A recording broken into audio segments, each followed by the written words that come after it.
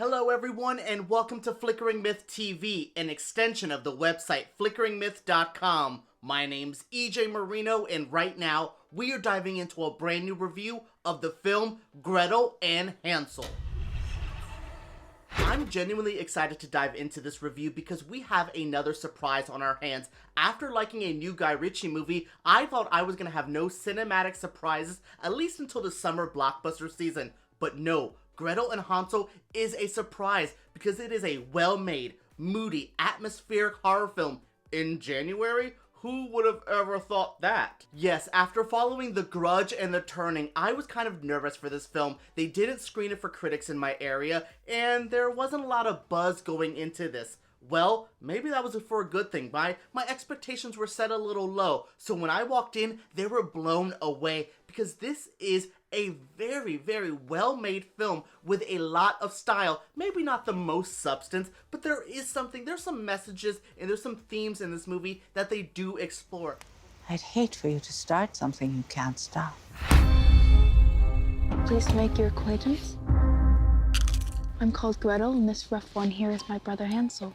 If you know the story of Hansel and Gretel, you know the story of this film. We have a brother and sister, Hansel and Gretel, who go out into the woods. They're by themselves. They're hungry. They need a place to stay, and all of a sudden they find this beautiful cabin in the middle of the woods that has a smell to it. It smells like cake, candy, and bacon, and there's a witch there who's trying to eat them. Well, this is a little bit different because the witch sees something in Gretel that she really likes, that she wants, and there's an added layer to this. I really enjoy that because I knew they were going to twist up the story, but I didn't expect the way they did it, the way they handled everything, and the way this film ends really took me by surprise. I just enjoyed the themes and messages of this. There's a message of, maybe gifts aren't always the greatest thing. If you give a gift, someone might take a gift from you. I liked that. There's a lot of messages of womanhood, especially in this time period. If you remember the film The Witch a couple years ago by director Robert Eggers, there's a lot of that vibe as well. The way the setting, the environment, the time period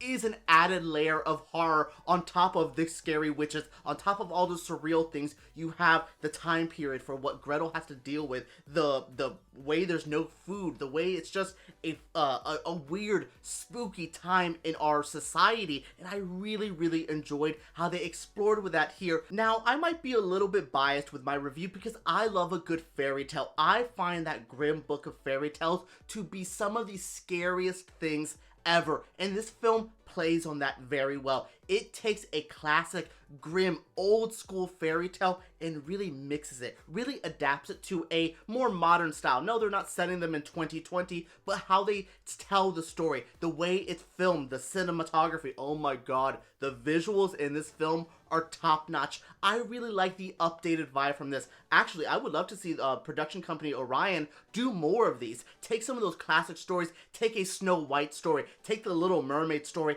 and twist it, make it weird. I think they could be onto something really good here. I think the budget for this movie is like $5 million.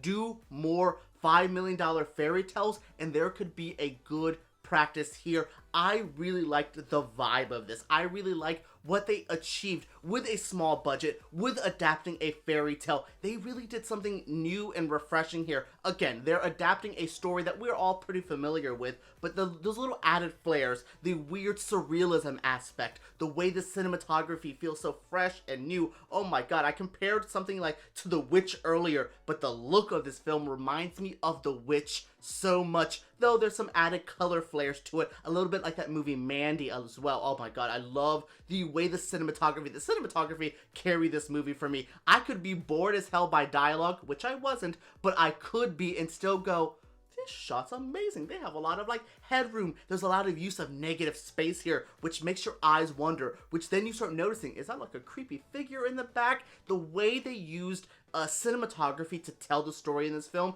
is top notch. I love director Oz Perkins. He is Anthony Perkins' son, which, fun fact for you, by the way, Anthony Perkins has a son directing horror movies. He did a film a couple years ago, The Black Coat's Daughter, which I compare this actually to a lot. There's a lot of similar vibes to that as well, but I really liked what he had here. Him and a cinematographer really must have a good language. I always say you find a cinematographer who speaks your language, and they spoke it with each other because they just got what they needed to and they sold it 100%. Another horror film from Miss Sophia Lillis. I love her so much. She is Beverly in the It movies. She is a star, and she's a star here. The acting is top notch. Her little brother is okay in the film. He has that like kid syndrome sometimes in movies where you're like, oh, that line delivery's odd, but she's so good. The woman who plays the witch is so scary, so menacing. At the same time, she's inviting and warm. I love the acting in this film. So again, it's not just the cinematography. There's some substance to this film. There's good acting. There's some good lines in here. There's a line closer to the end where she tells Hansel that their story of one becomes two. Just little lines like that. The way they talk about gifts and stuff like that.